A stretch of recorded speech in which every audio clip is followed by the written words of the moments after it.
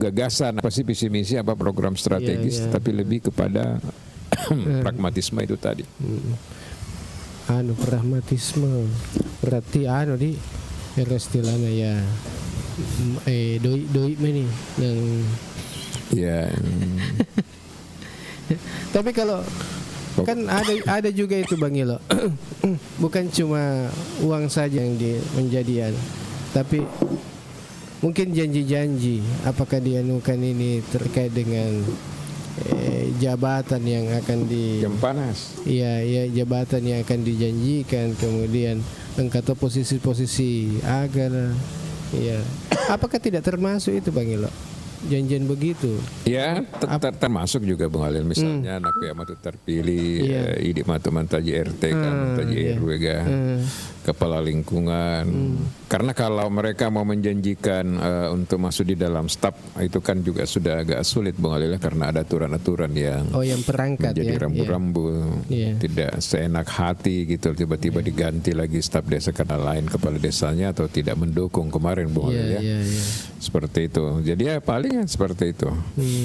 Tetapi menurut saya masyarakat jangan terpengaruh lah dengan hal-hal itu. Lihat betul bagaimana profiling daripada calon kepala desa. Apakah kepala desa ini betul-betul Anda yakini mampu melakukan perubahan, Bung Alil ya? Iya. Kenapa juga gunanya kalau misalnya dipilih tapi tidak ada perubahan, sama aja dengan yang kemarin-kemarin. Dan mestinya masyarakat ini di desa yang sudah kan ada beberapa yang incumbent, bahkan semuanya incumbent barangkali juga akan maju, Bung Halil ya. Nah incumbent itu kan paling gampang tolak ukurnya Bung Halil, karena kita sudah melihat kedeugi ingkana pelalona sudah pernah dilihat. Kalau tidak ada hal-hal pembangunan yang sifatnya signifikan misalnya, kemudian banyak problem-problem ketidakadilan, ketidaktransparansi, akuntabel dan seterusnya, tidak ada program-program yang nyata gitu. Dia jangan dipilih kembali meskipun dia bagi-bagi uang Bung Halil. Nah, tetapi kalau ada calon misalnya meskipun baru mencalonkan tapi dia punya pengalaman, punya kompetensi, punya track record yang baik, visi misinya bagus, programnya lebih realistis, ya kenapa kita tidak coba untuk memilih mereka Bung Alil ya? Seperti itu. Tetapi kalau ada incumbent juga seperti itu, tapi nyata programnya memang bermanfaat. Ada peningkatan ekonomi warganya, infrastruktur juga bagus dan sebagainya, ya mungkin juga kalau dilihat kompetitornya juga tidak terlalu unggul, ya tetap dipilih kembali. Jadi itu menurut saya sisi-sisi yang harus diperhatikan Bung Alil. Iya. Oke, dan baik untuk Anda semua yang masih mengikuti acara kita, baik yang mengikuti melalui TikTok, kemudian di Facebook, lalu di YouTube. Ya, selamat pagi kami ucapkan untuk Anda, dan silakan Anda di tap-tap layarnya dulu ini.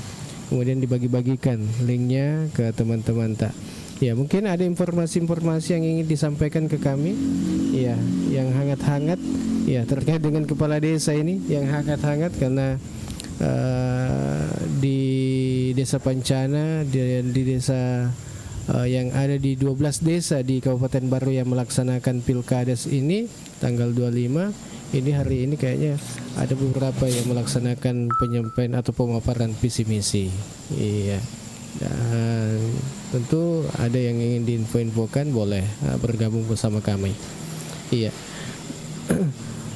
Kalau Bang Ilo, kalau di pemaparan visi misi ini yang bisa disampaikan ini, sumpah gagasan-gagasannya ini oleh calon kepala desa itu seperti apa itu Bang Ilo? Kalau menurut kita ini melihat beberapa desa yang menarik ini. Kalau kita kalau kita bicara visi misi tentu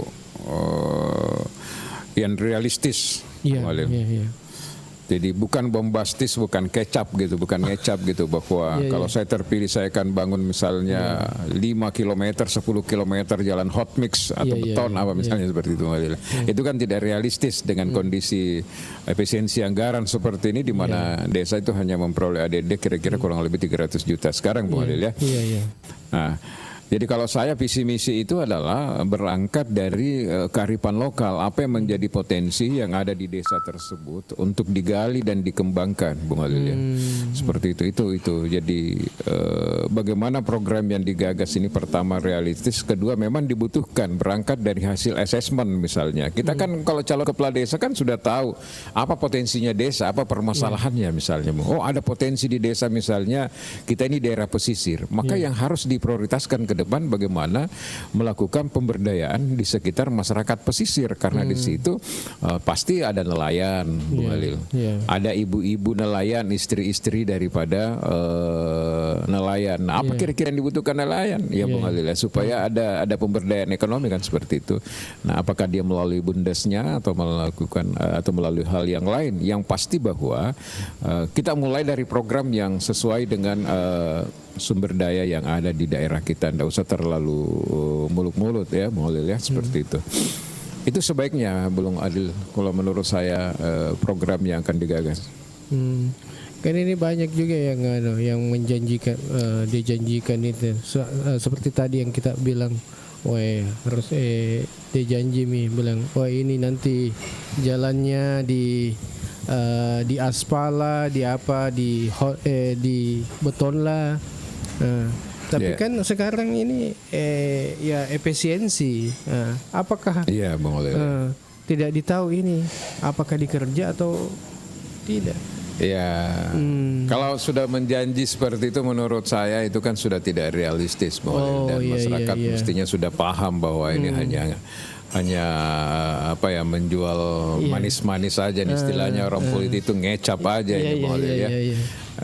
Yang paling memungkinkan itulah pemberdayaan, maksudnya kemudian bagaimana calon kepala desa ini tidak hanya bertumpu kepada dana desa, Bung Halil ya.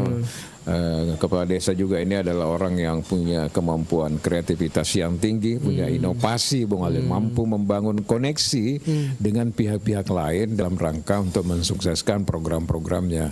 Karena kalau betul-betul hanya mengandalkan ADD saja, Bung Halil, itu mungkin sudah sangat sulit ya dengan kondisi hari ini. Entahlah misalnya beberapa tahun ke depan kalau ada perubahan, karena bisa kita lihat alokasi anggaran yang ada di desa sekarang sudah diarahkan untuk Kopdes Merah Putih, misalnya Bung Halil ya, bahkan sudah menjadi jaminan beberapa tahun ke depan itu kalau ada masalah itu yang pusing kan Pak desanya. Terus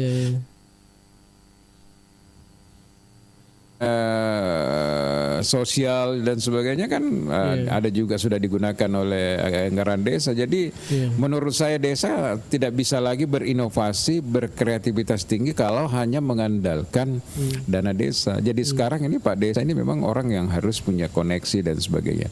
Apa kok tidak ada yang seperti itu ya, begitu-begitu aja Bung Halil. Tidak ada yang bisa dilakukan dengan kondisi hari ini, Bung Halil, kalau kita lihat efisiensi nasional yang juga berdampak terhadap kondisi keuangan di desa, Bung Halil.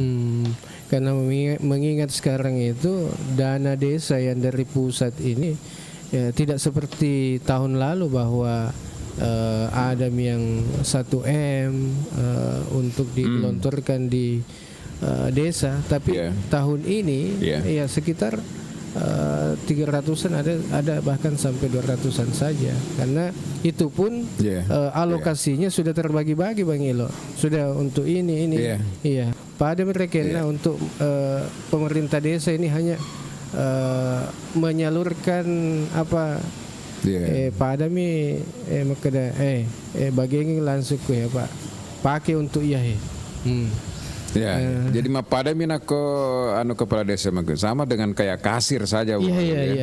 Kasir ya betul. Nah, oleh karena itu sangat disayangkan menurut saya kalau ada calon kepala desa menghamburkan uang sampai ratusan juta, 200, 300 bahkan di atasnya untuk menjadi kepala desa. Kalau menurut saya lebih tidak usah jadi kepala desa kalau menghabiskan uang seperti itu. Di mana mau kembalinya dengan kondisi hari ini, Bung Halil ya. Salah sedikit menjadi santapan saja dari ya begitu, Bung. Ini kelihatan kan kalau kita lihat di pemilihan kepala desa di 12 kepala desa ini, Bung Halil, di 12 desa yang sedang melaksanakan pemilihan kepala desa. Itu kan tidak semuanya semarak maksudnya.